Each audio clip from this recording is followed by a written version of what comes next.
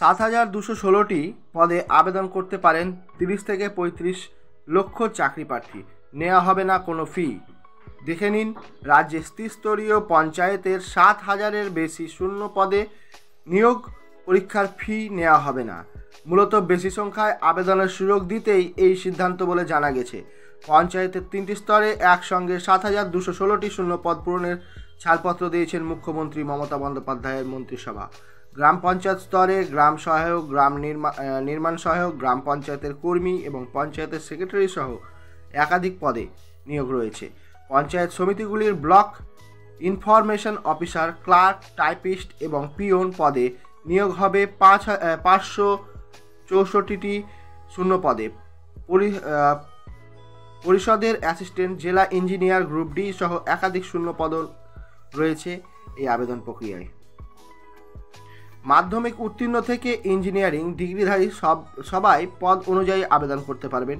Written test এবং viva এই দুটি স্তরে সম্পূর্ণ হবে নিয়োগ প্রক্রিয়া। তবে কিছু ক্ষেত্রে রয়েছে যেখানটা যার সঙ্গে সঙ্গে যুক্ত হবে কম্পিউটার সংক্রান্ত একটি পরীক্ষাও,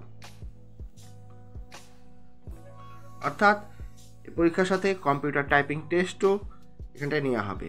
নিয়োগ প্রক্রিয়া মূল দায়িত্বে থাকছে জেলা শাসকদের নেতৃত্বাধীন জেলা স্তরের নির্বাচন কমিটি বা ডিস্ট্রিক্ট লেভেল সিলেকশন কমিটি, ডিএলএসসি।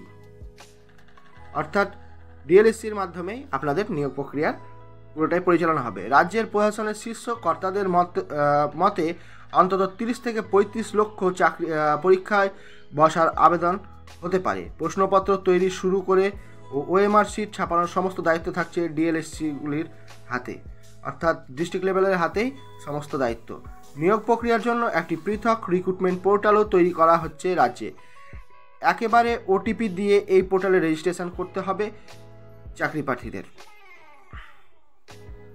অর্থাৎ আর কিছুদিনের মধ্যেই এই নিয়োগ শুরু হতে চলেছে। তো পমস জিকে এবং জিআই ওয়ার্ল্ডের সঙ্গে থাকবেন। এরকমই আরও তথ্য যখনই এই সংক্রান্ত তথ্য উঠে আসবে আপনাদের সামনে প্রথমেই আপডেট দেওয়ার চেষ্টা করব। তাই পমস জিকে এবং জিআই ওয়ার্ল্ডকে এরকমই তথ্যপূর্ণ ভিডিও দেওয়ার জন্য সাপোর্ট করুন।